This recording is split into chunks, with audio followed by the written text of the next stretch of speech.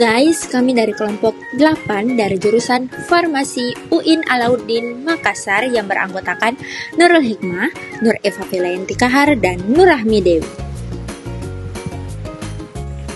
Adapun yang akan dibahas yaitu yang pertama, penggolongan obat berdasarkan jenis, penggolongan obat berdasarkan mekanisme kerja, penggolongan obat berdasarkan tempat pemakaian, penggolongan obat berdasarkan cara pemakaian.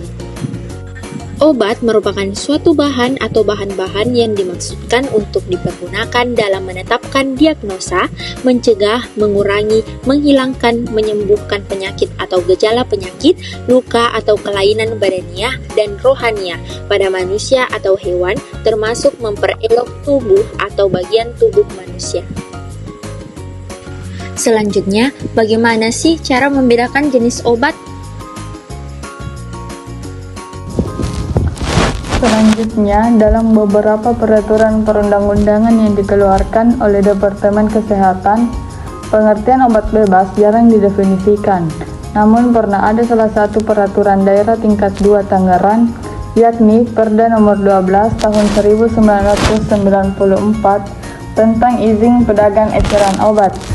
Memuat pengertian obat bebas adalah obat yang dapat dijual bebas kepada umum tanpa resep dokter, tidak termasuk ke dalam daftar narkotika, psikotropika, obat keras, obat bebas terbatas, dan sudah terdaftar di Departemen Kesehatan Republik Indonesia. Contohnya seperti minyak kayu putih, obat batuk hitam, obat batuk putih, tablet paracetamol, tablet vitamin C, vitamin B kompleks, vitamin E, dan lain. Selanjutnya ada obat bebas terbatas.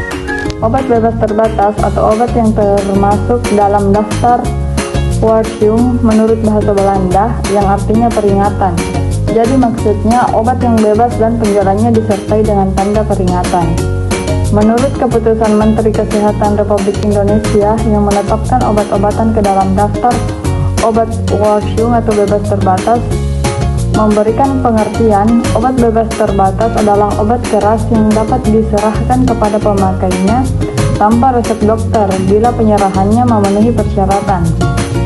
Berdasarkan keputusan Menteri Kesehatan Republik Indonesia nomor 2380-SK-Romawi 6-8-3, tanda khusus untuk obat bebas terbatas berupa lingkaran warna biru dengan garis tepi berwarna hitam.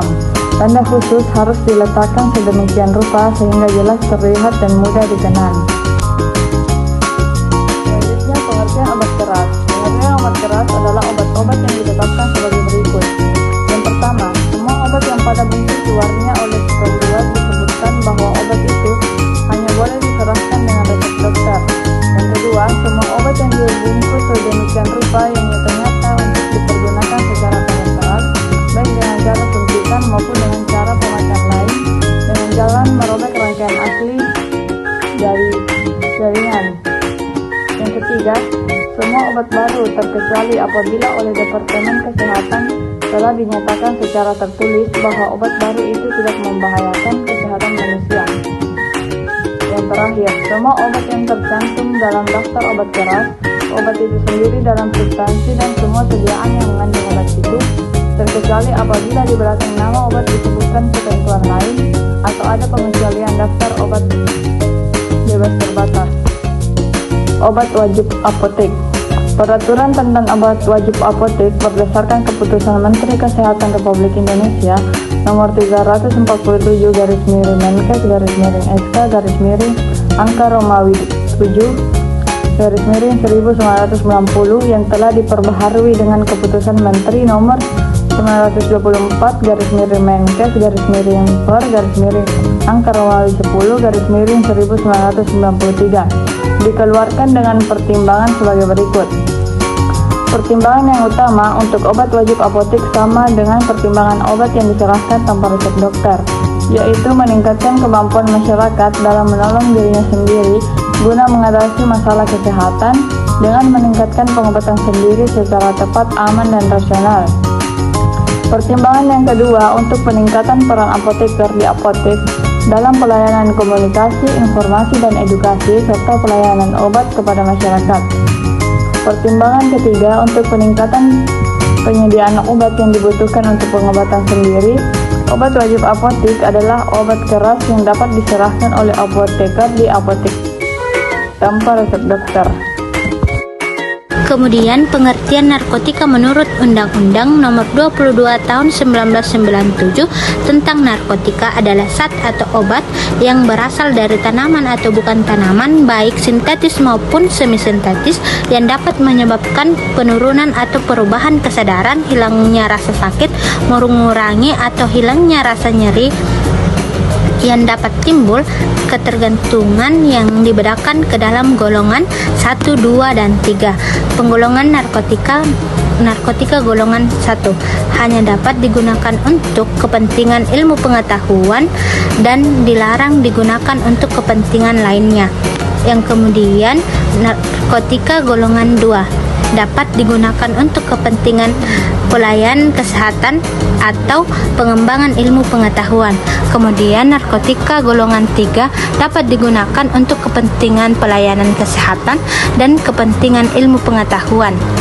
Kemudian pengertian narkotika menurut undang-undang. Kemudian golongan obat psikotropika.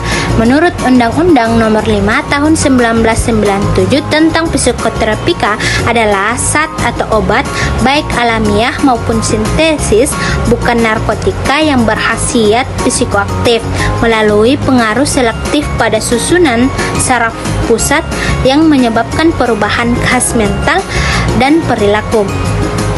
Psikotropika ini digolongkan menjadi 4 golongan, yaitu golongan pertama yang hanya dapat digunakan untuk tujuan ilmu pengetahuan dan tidak digunakan dalam terapi.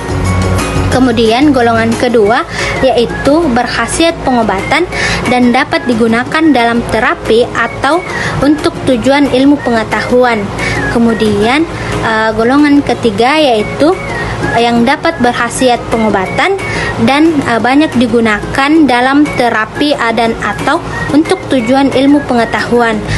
Golongan keempat yaitu berkhasiat pengobatan dan sangat luas digunakan dalam terapi atau untuk tujuan ilmu pengetahuan serta mempunyai potensi ringan. Kemudian yaitu penggolongan obat berdasarkan tempat pemakaiannya, dibagi menjadi 2 golongan. Yang pertama obat dalam, yaitu obat-obatan yang dikonsumsi per oral, contohnya tablet antibiotik dan paracetamol tablet. Yang kedua obat luar, yaitu obat-obatan yang dipakai secara topikal atau tubuh bagian luar, contohnya sulfur dan lain-lain. Kemudian penggolongan obat berdasarkan cara pemakaian dibagi menjadi beberapa bagian seperti oral adalah obat yang dikonsumsi melalui mulut ke dalam saluran cerna, contohnya tablet, kapsul, dan serbuk. Kemudian perektoral yaitu obat yang dipakai melalui rektum, biasanya digunakan pada pasien yang tak bisa menelan, pingsan, atau menghendaki efek cepat, terhindar dari pengaruh pH, FFE di hati, maupun enzim-enzim di dalam tubuh. Kemudian sublingual, yaitu pemakaian obat dengan meletakkan di bawah lidah, masuk ke pembuluh darah, efek lebih cepat, contohnya obat hipertensi, tablet hisap, dan hormon-hormon. Kemudian parenteral, yaitu obat yang disuntikkan melalui kulit ke aliran darah, baik secara intravena, subkutan, intramuskular, dan intrakardial. Kemudian langsung ke organ, contohnya intrakardial. Yang terakhir melalui selaput perut, contohnya intraperitoneal.